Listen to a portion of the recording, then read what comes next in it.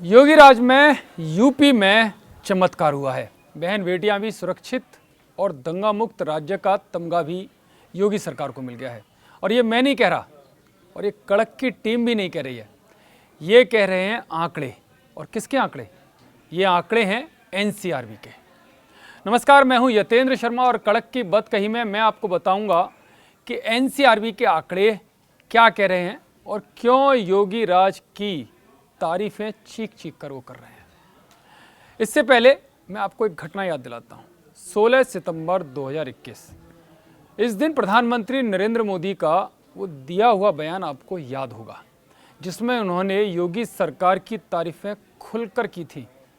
प्रधानमंत्री मोदी ने दावा किया था कि योगी सरकार में बहन बेटियों के खिलाफ अपराध में तेजी से कमी आई है और इस राज्य में अपराधी कांपने लगे हैं। यानी कि योगी का नाम सुनते ही अपराधी थर थर कांपने लगते हैं।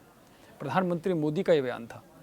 और अब जब एनसीआरबी के आंकड़े आ गए हैं तो क्राइम कंट्रोल किस हद तक यूपी में है, उसकी तस्वीरें खुद ब खुद साफ हो गई है। एनसीआरबी की रिपोर्ट के मुताबिक देश के 21 बड़े राज्यों के मुकाबले यूपी में महिला अपराध के जो आंकड़े आए हैं वो सबसे कम है। राष्ट्रीय औसत के मुकाबले भी उत्तर प्रदेश में महिला अपराध के मामले सबसे कम नजर आ रहे हैं। महिलाओं के प्रति अपराध के मामले में 2019 में देश का कुल औसत 62.4% दर्ज किया गया, जबकि उत्तर प्रदेश में 55.4% रहा। केवल आप देख सकते हैं कि 55.5 के करीब रहा उत्तर प्रदेश में, और उसका अगर पूरे देश का औसत देखेंगे तो वो 62% से ऊपर था। यानी कितना अंतर वो साफ तौर पर देखा जा सकता है। रिपोर्ट के मुताबिक यूपी में महिलाओं के प्रति अपराध का जो औसत था 2017 में वो 53.2 और 2018 में 55.7 रहा, जो कि अन्य राज्यों के मुकाबले काफ़ी कम है। आंकड़े बताते हैं कि महिलाओं के प्रति अपराध पर लगाम लगाने में योगी सरकार ने कड़ी मशक्कत की है। पुलिस और न्याय प्रक्रिया को महिलाओं के लिए सुलभ किया है। पिछली सरकार की अगर तुलना करें तो बेकाबू अपराध पर जो राज्य सरकार ने ना सिर्फ नियंत्रण किया, जो पिछली सरकार के समय बेकाबू था उस पर नियंत्रण किया, बल्कि महिलाओं के गुनहगारों को जेल के साथ फांसी के तख्ते तक पहुंचाने का रास्ता भी तैयार किया। बेटियों के गुनहगारों पर योगी सरकार कहर बनकर टूट रही है। और ये हम नहीं, मैं फिर कह रहा हूँ, ये आंकड़े बोल रहे हैं। बेटियों पर बुरी नज़र डालने वालों को यूपी सरकार कतई बख्शने को तैयार नहीं है। अपराधियों के सजा के आंकड़े खुद इसके गवाह हैं। रेप के मामलों में 5 अपराधियों को फांसी के तख्ते पर पहुंचाने के साथ साथ योगी सरकार ने 193 मामलों में आजीवन कारावास की सजा दिलाई है। अगर पूरे आंकड़े देखें, अगर पूरे देश की बात करें तो पूरे देश के मुकाबले यूपी में 25% यानी कि 25% अपराध कम होता हुआ नजर आ रहा है। ये योगी सरकार की शक्ति और पारदर्शिता का जो असर है वो यूपी में साफ तौर पर दिखाई दे सकता है। अगर उससे पहले की सरकारों के हाल आप देखेंगे तो हाल क्या थे? शाम होते होते जो बहन बेटियां थीं वो घरों से निकलना बंद हो जाती थी। आए दिन चैन छीनने के जो कारनामे थे, जो अपराधियों की घटनाएं थी, अपराधियों के द्वारा जो अंजाम दी जाती थी वो सामने आती थी। आए दिन मर्डर के मामले सामने आते थे। और केवल यही नहीं, राज्य दंगों के मामलों में भी झुलसा हुआ नजर आता था।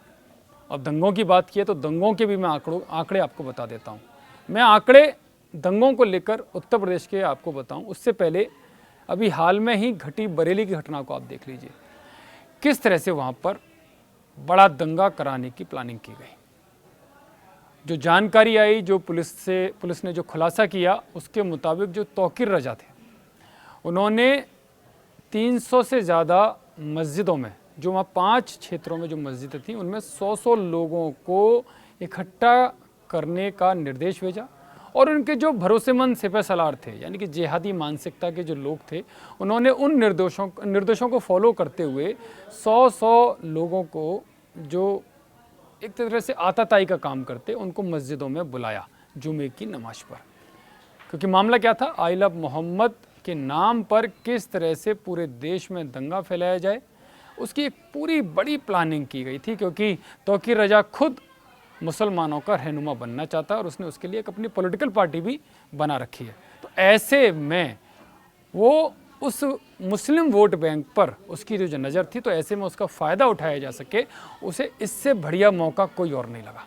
उसने इस मौके का पूरी तरह से फ़ायदा उठाया और अपने लोगों को मस्जिदों में इकट्ठा करने के निर्देश दिए गए। और इस प्लानिंग के मुताबिक हर मस्जिद में जो 100 के करीब लोगों को बुलाया गया था, उस हिसाब से 40,000 से ज़्यादा लोगों को उसने इकट्ठा करके जो इस्लामिया कॉलेज, जो ग्राउंड था कॉलेज का, वहाँ पर पहुँचने के निर्देश दिए। और बरेली की तस्वीरें आपने देखी होंगी कि किस तरह से बरेली में पुलिस और जो ये प्रदर्शनकारी थे वो आमने सामने आए, किस तरह से पथराव पुलिस के ऊपर किया गया, कई मार्केट में दुकानों को तोड़ा गया, आम लोगों के साथ मारपीट की गई, जिसके बाद नतीजा क्या हुआ, पुलिस ने भी सख्त रवैया अपनाया और उसके बाद धरपकड़ शुरू की।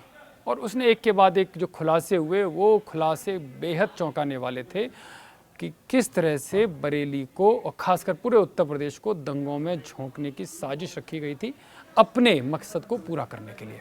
हालांकि योगी सरकार तुरंत हरकत में आई और खुद मुख्यमंत्री योगी ने ऐसे तल्ख बयान दिए जो शायद ही किसी मुख्यमंत्री ने संवैधानिक पद पर रहते हुए दिए होंगे। यानी कि साफ मैसेज था योगी का कि जो भी कानून को तोड़ने की कोशिश करेगा, जो भी संविधान का उल्लंघन करने की कोशिश करेगा, उसके साथ ऐसा नहीं, इससे भी बुरा सलूक किया जाएगा। साफ साफ योगी का बयान सबके सामने है।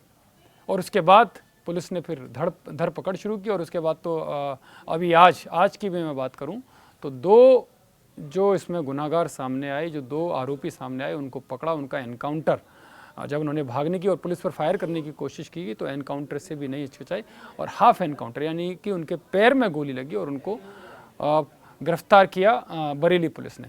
और ये केवल बरेली तक सीमित नहीं था, मैं कह रहा हूँ पूरा, क्योंकि ये कानपुर के रावतपुरा से शुरू हुआ, उन्नाव, कौशाम्बी, हापुड़, बागपत जैसे होते हुए कई शहरों में पहुँचा। और केवल शहरों में नहीं, कई राज्यों में इसकी धमक, यानी कि दंगों की धमक दिखाई दी, वो कई राज्यों में फैला। हालांकि सख्त पुलिस एक्शन के चलते और जांच एजेंसियों के अलर्ट के चलते इन दंगों पर काबू पा लिया गया। और शायद यही कारण था कि यूपी में दंगा होने से पहले ही उनके गुनाहगारों को, उनके साजिशकर्ताओं को पुलिस ने धर दबोचा और उनके साथ जो सलूक किया वो सबके सामने है। लेकिन अब जो आंकड़े हैं, जो एनसीआरबी के जो आंकड़े मैं आपको बता रहा हूँ, वो किस तरह से बताते हैं कि योगी सरकार में दंगा मुक्त यूपी नज़र आया है। वो कैसे? अगर आप आंकड़ों की बात करूं तो उड़ीसा में 44 सांप्रदायिक दंगों के मामले सामने आए, वहीं बिहार में 107 मामले, ये छोटा मोटा नहीं है, 107 यानी कि 100 से भी ज़्यादा दंगों के मामले सामने आए। वहीं कर्नाटक में 18, झारखंड में 19, महाराष्ट्र में 27 और हरियाणा में 11 मामले सामने आए और मध्य प्रदेश में 18 मामले सामने आए।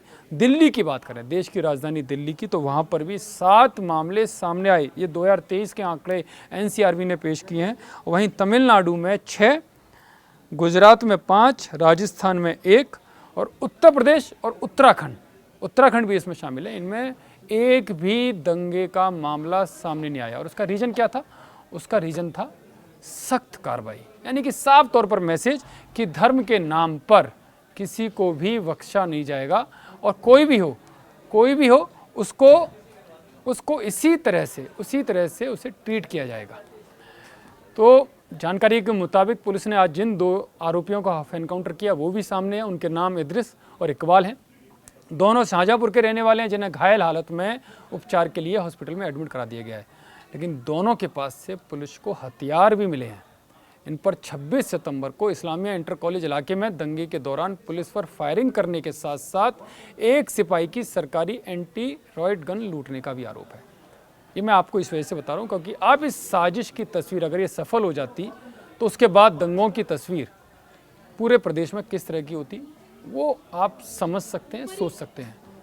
तो किस तरह से योगी राज में यूपी को दंगा शून्य बनाया गया, क्योंकि इससे पहले ये यूपी में ऐसा कभी नहीं हुआ जो आंकड़े आज सामने आए हैं। इस तरह के आंकड़े कभी नहीं आए और पूरे देश के मुकाबले जो मैंने कहा कि 25% यानी कि 1/4 कम अपराध का जो औसत है वो यूपी में सामने आया, क्योंकि अगर देश के औसत की मैं बात करूं तो प्रति 1 लाख 448 से ज़्यादा क्राइम होते हैं। यूपी में यही इसी आंकड़े पर जाऊं प्रति 1 लाख पर तो सिर्फ 335 क्राइम का औसत सामने आता है। तो योगी की ये लगाम है 25% अपराधों की संख्या में कमी। तो साफ तौर पर ये चमत्कार जो पहले कभी देखने को नहीं मिला वो इस बार योगी सरकार में देखने को मिला, और एनसीआरबी के आंकड़े कहते हैं।